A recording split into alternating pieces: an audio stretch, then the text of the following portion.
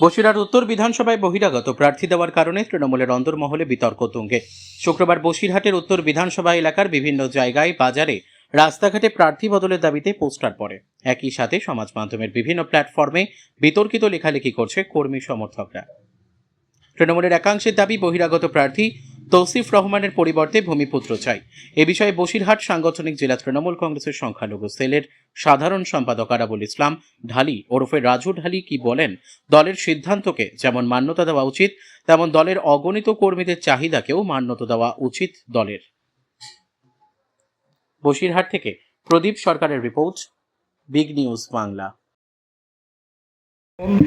এই বিধানসভাতে প্রায় 75,000 ভোটার আছে।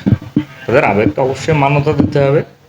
সাথে সাথে আমাদের জননেত্রী এবং অভিষেক বন্দ্যোপাধ্যায়, আমাদের নেতা, তাঁরা যে সিদ্ধান্ত নিয়েছেন, যাকে সাজেস্ট করেছেন তৌসিফ রহমান, তাকেও আমরা মান্যতা অবশ্যই দিতে হবে।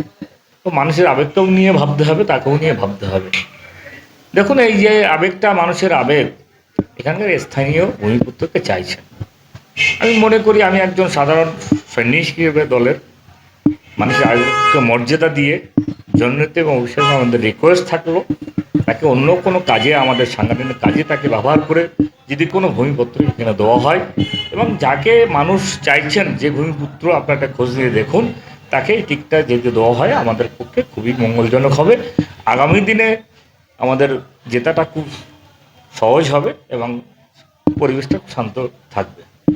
মানুষের আবেগ আমাদের যেহেতু প্রাক্তন এক্ষুনি যদি এটা কাটতে হবে, কাটতে হবে, সমস্যা বলতে দেখুন, রানিং এমএলএ ছিলেন, এখানে তাকে টিকিট দেওয়া হয়নি।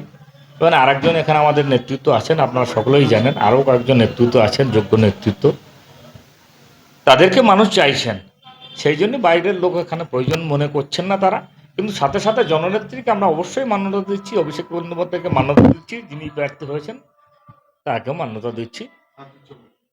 এবার আমরা যেটা বলতে চাইছি, তারাকে অন্য কাজে কোনো যুক্ত করে আমাদের এখানে ভূমিপুত্রকে দিলে আমাদের কাছে একটা সন্তোষজনক বার্তা থাকলো, এবং আগামী দিনে ভালোভাবে বাড়বে তো বাড়বে। আমরা দেখুন, 2019-এ আমাদের লোকসভা নির্বাচন হয়েছে, তাতে আমরা 85,000 ভোটে প্রায় আমরা লিড দিয়েছি।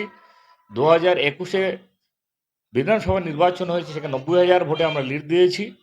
2024 আমাদের লোকসভা হয়েছে, সেখানে 85,000 ভোট দিয়েছি।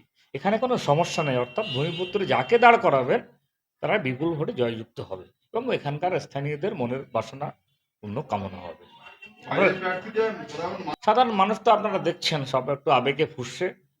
এবার আমরা যেহেতু এই দলের অনুগত সৈনিক, সকাল থেকে সন্ধ্যা পর্যন্ত আমাদের কাছে প্রচুর লোক আসছে যে বহির্গত প্রার্থীকে পাল্টানো হোক, ভূমিপুত্রকে আমাদের দেওয়া হোক। যেহেতু আমরা দলটা সবসময় করি, দলের সঙ্গে থাকি, মানুষ আমাদের কাছে যে বলছে, আমরা কিছু বলতে পারছি না।